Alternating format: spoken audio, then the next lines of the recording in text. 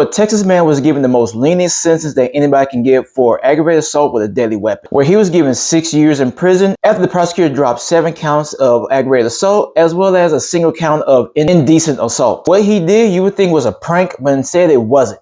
So let's dive into today's story as we try to figure out what this man did and why he did in the first place. A full disclaimer, viewer discretion is advised. All right, let's roll, nerds.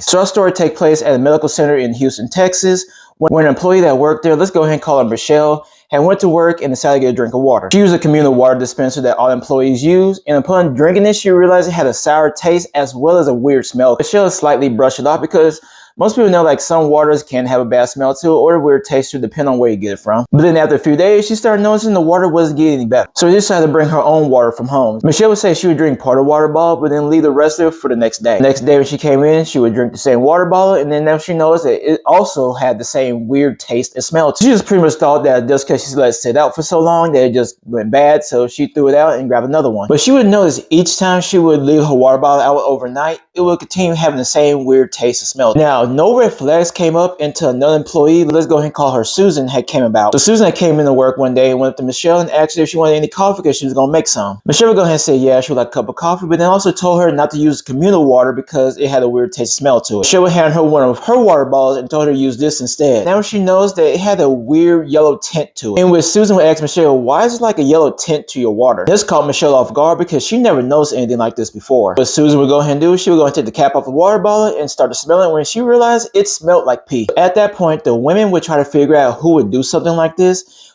But to confirm their suspicion, they would ask one of the doctors that worked at the facility if they can go ahead and test the water. So the doctor, let's go ahead and just call him doctor, will go ahead and take the water bottle, go ahead and test it, in which the test came back positive for urine. Michelle, she wanted to investigate this, see who would do something like this. And she couldn't find out that there was no cameras in this facility, so there was no way of telling her that who was doing this. So Michelle decided to set up a trap for this person. What Michelle did, she went out to the store, bought a bigger jug of water, as well as bought a spy camera. She poured a little bit of water out of the jug, went ahead and set down her desk, take the spy camera, put it in a spot that she know that can get a clear view of the water bottle and whoever was doing this. And she would set the camera up to her phone, so that way whenever the motion detector was triggered and start recording, she would always get a notification on her phone, let her know. Once Michelle had finished setting everything up, she would go ahead and lock her office up, get into a car, and drive home. Not long as Michelle had got home, she would receive a notification on her phone saying that her camera was recording. Upon reviewing the footage, she had noticed that the janitor, who was 53-year-old Lucio Diaz, was in her office cleaning up. And at that point, she didn't think anything was odd about that because that was his job. Upon looking at the footage even more, she noticed that things got weird afterward because she had noticed that Diaz had picked up her water bottle, took the cap off, and at first she thought he was going to drink it. But then shortly afterwards, he would go ahead and unzip his pants and relieve himself into a water bottle. After he was done, he would go ahead and put the cap back on the bottle, sit back on her desk, and then leave like as if nothing happened. And this shocked Michelle because she knew Diaz in passing, but never really had an interaction with him. So she didn't think anything like this would ever happen to her. The very next day, Michelle would go ahead and notify law enforcement, in which she would hand over the footage and the water bottles as evidence. That very same day, after she turned everything in over to law enforcement, Diaz would do the exact same thing where he would leave himself in her water bottle, as well as a communal water dispenser. Authorities would go ahead and arrest Diaz, and upon the question, they would ask her why would he do something like this, in which Diaz would say that he did it with malicious intent. It was not intended as a joke or a prank. He meant to do all this stuff. He even told authorities that this wasn't the first job he'd done this at. I'll be honest, this is the exact same thing that R. Kelly did. I'ma pee on you.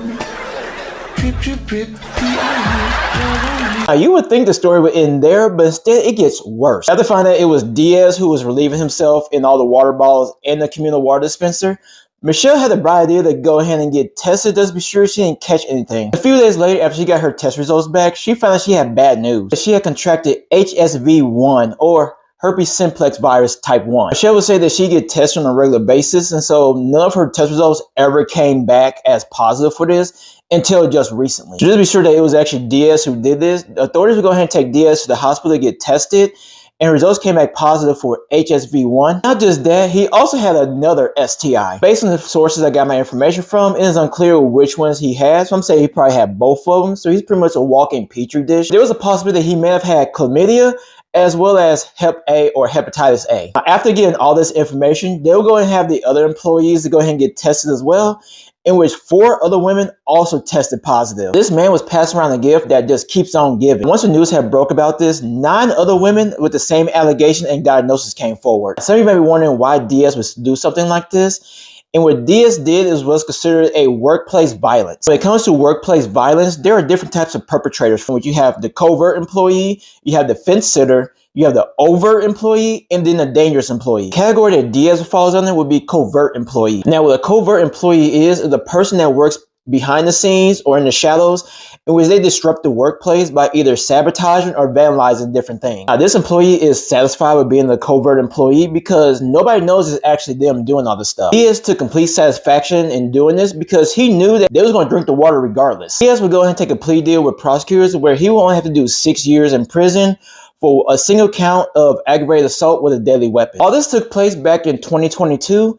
But seeing how he's been in jail this whole entire time, he already has credit on his time sentence. Even if he was given 6 years, he could be out in 5 for good behavior, to where he's looking at being out by no later than 2028. Prosecutors stated the reason why it was classified for what Diaz did as assault with a deadly weapon was because Diaz had purposely transmitted HSV to several different people. It is unclear if he knew he had an STI before he'd start doing this or afterwards, to show that he purposely intended to do bodily harm to people. What do you think? Do you feel that he should have been given a longer sentence for what he did? Or do you feel that 6 years is enough? If you made it this far, go ahead and put your comments down below. And if you like more forensic analysis of cases like this, go ahead and stay tuned for more videos to come. Be careful with what you eat or drink.